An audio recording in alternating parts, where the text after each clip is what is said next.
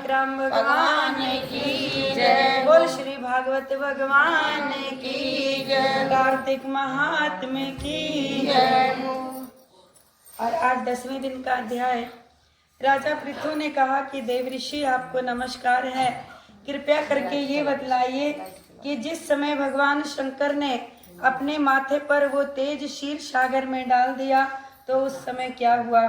नारद जी ने कहा कि राजन, जब भगवान शंकर ने अपना वो तेज क्षीर सागर में डाल दिया तो उस समय वो जो भगवान का तेज था वो शीघ्र ही एक छोटा सा बालक बन गया।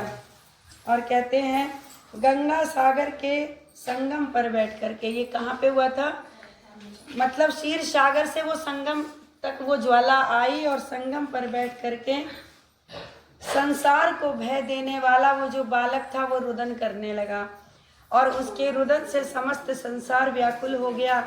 लोकपालों के मन में भी व्याकुलता हुई, चराचर चलायमान हो गया। शंकर सुवन के रुदन से ब्रह्मांड व्याकुल हो गया। वो जो बालक था उसके इतना भयंकर उसका रोना था।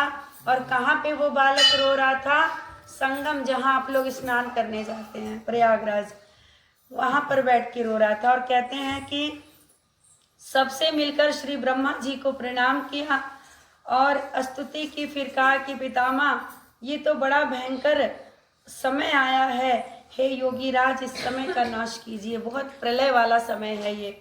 देवताओं की ऐसी बातें सुनकर श्री ब्रह्मा जी सत्यलोक से उतरकर उस बालक को देखने के लिए समुद्र तट पर आए। जब ब्रह्मा जी को ये बात पता लगी तो समुद्र तट पर आते हैं और समुद्र ने ब्रह्मा जी को आता देखकर प्रणाम किया और बालक को उठाकर ब्रह्मा जी की गोद में दे दिया।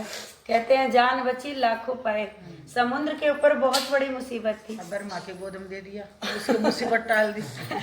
हाँ, उसको ये लगा कि भाई ये तो तीनों लोगों के रचयिता है, संसार की उत्पत्ति करते हैं, अब ये जो करेंगे अच्छा ही करेंगे।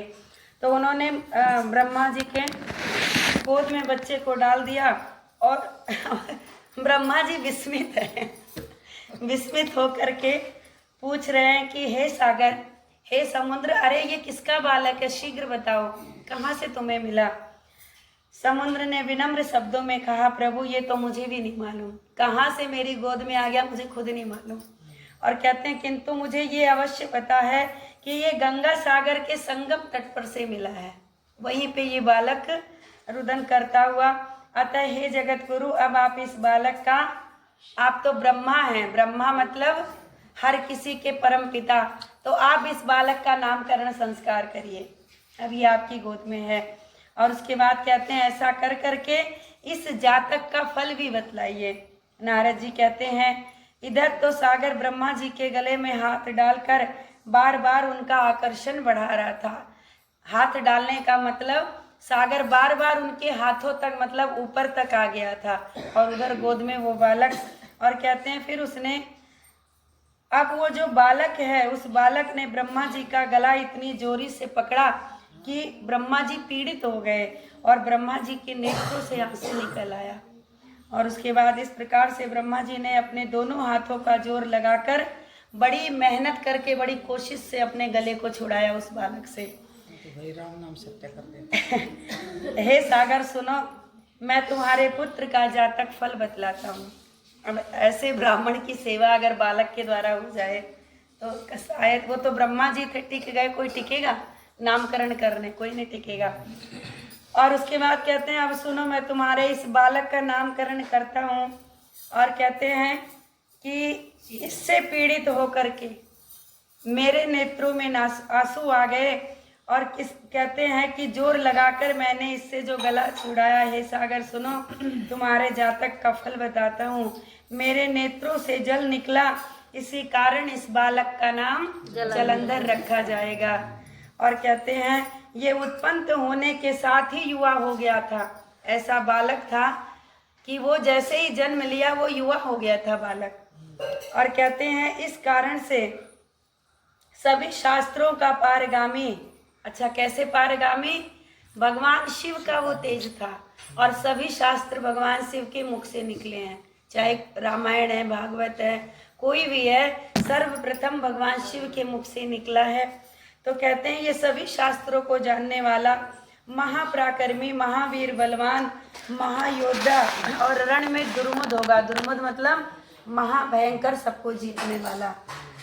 और कहते हैं ये बालक सभी दैत्यों का अधिपति राजा होगा और भगवान शंकर और विष्णु को भी जीतने वाला होगा। ये ऐसा बालक है ये। और कहते हैं ये कहीं कभी किसी से हार नहीं मानेगा, केवल एक भगवान को छोड़, भगवान नहीं शंकर बताया, केवल भगवान शंकर को छोड़कर ये सबके ऊपर भारी पड़ेगा। विष्णु ने तो छल करके उसको वो किया ना, अगर स्त्री का पतिव्रत नहीं भंग करते छल करके तो वो भी नहीं मार पाते। हाँ, जहाँ से उत्पन्न तो हुआ ये वहीं जाएगा, अगर इसका अंत होगा भी तो जहाँ से, यानी कि शिव से इसकी उत्पत्ति और शिव में ही समाहित होगा। तो जलंधर की जब मृत्यु हुई थी तो वो शिव में ही समाहित हुआ था। और कहते हैं इसकी स्त्री, इसकी जो पत्नी होगी बड़ी पतिव्रता, सौभाग्यशालिनी, सर्वांग सुंदरी, परम मनोहर, मीठा भाषण करने वाली और शीलवान होगी। नारद जी कहते हैं कि राजन, सागर को ऐसा भविष्य बता करके ब्रह्मा जी ने शुक्राचार्य को बुलाकर उनके हाथों से बालक का राज्य अभिषेक करवाया और स्वयं अंतर ध्यान हो गए। और फिर तो बालक को देखकर सागर जो था बड़ा ही प्रसन्न हुआ और घर आ गया। कितने ही उपाय से उसका पालन कर उसको और हृष्ट पुष्ट बनाया। काल नेमी नामक असुर को बुलाकर कहते हैं उसका वृंदा नाम की कन्या से विवाह करवाया और उस विवाह में बड़ा उत्सव हुआ। श्री शुक्राचार्य के प्रभाव से स्त्री सहित जलंधर दैत्यों पर विजय प्राप्त कर लिया। बोल वृंदा जलंधर की जय। बाद में तुलसा जी यही बनी थी ना। हाँ, वृंदा का वृंदावन वन